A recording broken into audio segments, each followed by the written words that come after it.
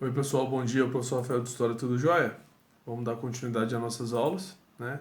Hoje eu estou olhando aqui o PET da semana 3. O tema é o mundo do trabalho e deslocamentos populacionais.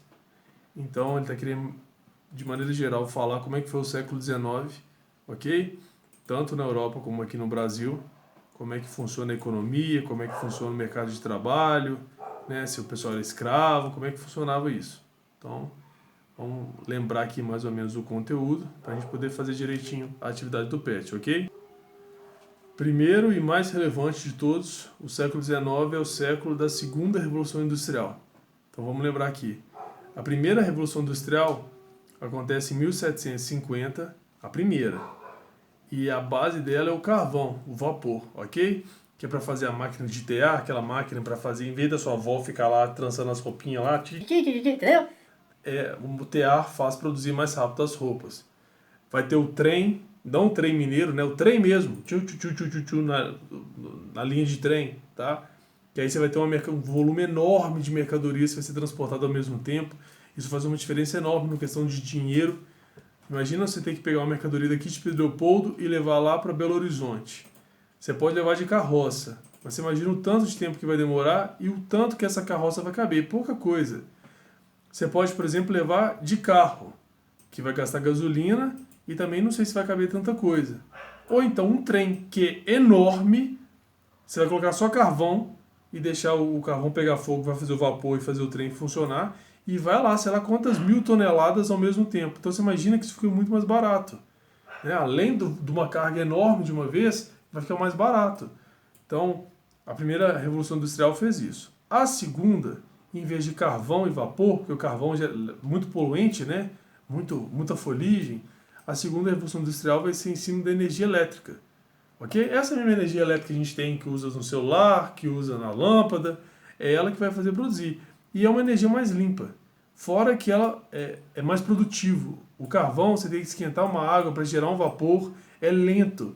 Agora, a energia elétrica não. Você, igual seu celular, tá acabando a bateria, você carrega, entendeu? Então, é no século XIX que vai ter a segunda Revolução Industrial, que é 1850, que vai começar com energia elétrica. Então, nisso você imagina o tanto que aquele tear lá, que era no vapor, produzia, agora com energia elétrica, o tanto que ele produz a mais. Entendeu? Então, isso faz uma diferença enorme na produção, faz uma diferença enorme no consumo. Você pode ouvir, sei lá, seu avô, seu bisavô dizendo: nossa, na minha época as coisas eram muito mais difíceis de conseguir. E se você for pensar direito, é verdade sim.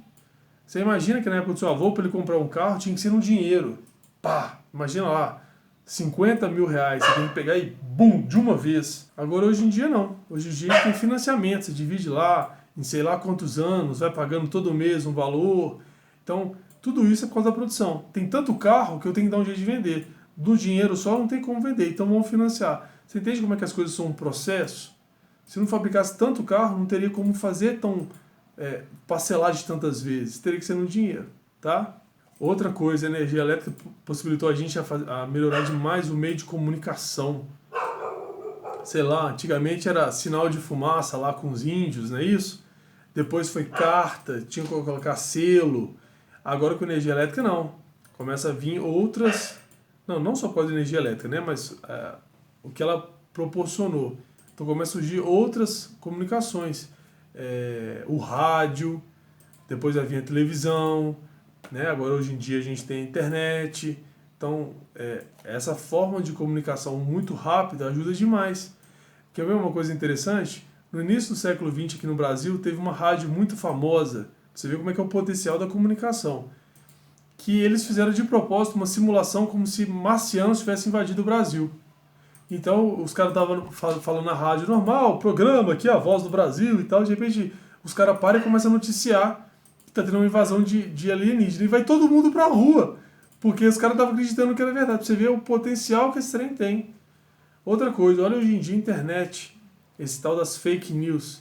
Uma pessoa hoje conta uma mentira e essa mentira se espalha pelo mundo inteiro. Outro dia eu estava falando, há um tempo atrás, estava falando da queimada na Amazônia, né? Que estava tendo muita queimada na Amazônia e estava tendo mesmo.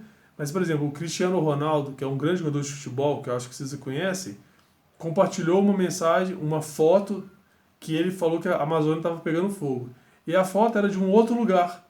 O próprio Cristiano Ronaldo não pesquisou para saber se a foto era aquela, se era certinha mesmo, se era de outra coisa. A foto era de outro lugar e falando que a Amazônia estava pegando fogo, entendeu?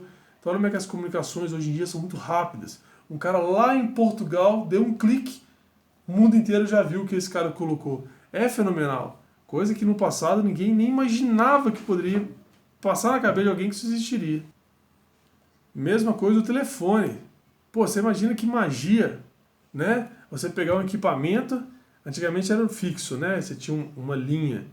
Você pegar o negócio, colocar aqui na orelha, alguém lá no Japão, e você fala, alô, e o cara ouve a sua voz lá no Japão. É fantástico. A gente não acha tanto hoje em dia porque a gente já está muito acostumado com isso. Mas se você pensar direitinho, é uma coisa fabulosa. Você falar alô aqui em Pedro Leopoldo e o cara lá no Japão ouviu o seu alô na mesma hora. Então tudo vai surgir nesse período, ok? Televisão também, o cara grava uma imagem lá em São Paulo e da mesma maneira aparece aqui em Minas Gerais no mesmo instante. Uma outra coisa também que é desse século que é muito importante é as relações de trabalho, ok? O século XIX é um período de muita questão sindical. O que é isso, professor? Os trabalhadores, durante a primeira e segunda Revolução Industrial, sofreram demais. O pessoal trabalhava 16 horas por dia, 18 horas por dia. Você imagina que você só tinha ali 6, 8 horas para dormir. Você praticamente não dava nem tempo de chegar em casa. Você saía do seu serviço, encostava, dormia e voltava para ele. Imagina trabalhar 16, 18 horas por dia. Lembrando que o dia tem 24 horas. Então, era uma condição de vida muito precária. O pessoal estava lá na linha de produção, ele não podia ir para o banheiro. Ele fazia a necessidade dele ali mesmo, no lugar. Ele tirava a calça e fazia. Né? Tinha um tanto de feno no chão, depois vinha alguém recolher aquilo ali e punha feno novo. Então era um estilo de vida horrível, um salário muito baixo. Então foi um estilo de vida muito ruim. Então vai vir algumas pessoas preocupadas com esse estilo de vida pedindo melhoria da vida do trabalhador. Então aos poucos a gente chama de sindicato, vai vir falando, não, 16 horas é muita coisa, a gente podia diminuir para 14, podia diminuir para 12. Hoje são 8 horas diárias de trabalho por causa dessas questões. Um cara muito famoso chamado Karl Marx escreve um livro chamado O Capital, e ele vai falar que uma classe chamada operário que vende a sua força de trabalho em troca de um salário, que ela é oprimida, que ela que faz tudo, então ela tinha que ganhar mais. Então ele vai falar sobre uma revolução. Então o tanto de coisa que teve nesse século, energia, mudança de forma de produção, mudança de questão de financiamento, de comunicação, agora de questão sindical e teórica. Olha como é que foi interessante essa questão cultural do século XIX. Também é no final do século XVIII, início do século XIX, que surge o capitalismo. Esse capitalismo que existe hoje em dia, que o pessoal quer lucro, né, que as grandes empresas controlam não, né? De acordo com eles, a concorrência dessas grandes empresas que vai controlar o mercado, que não vai fazer uma vender por 1.000, sendo que a outra vende por 100, então vai todo mundo comprar de 100, fazer a de 1.000, baixar para R$100 também, senão ela não vai vender. Então esse sistema capitalista de gerar lucro, rendimento, a empresa tem que produzir, as contas são todas feitas direitinho para que sobre uma margem de lucro, você venda muito mais para esse lucro aumentar. Então esse sistema também vai surgir agora, né? Vai acabar lá o mercantilismo no século XVI, XVII e começar o capitalismo agora. Bom, tem muito tema desse século, ok? Então, de maneira geral, foi isso. A gente vai analisar o PET e lá no PET a gente aprende e faz as atividades, ok? Qualquer dúvida, eu estou à disposição para ajudar.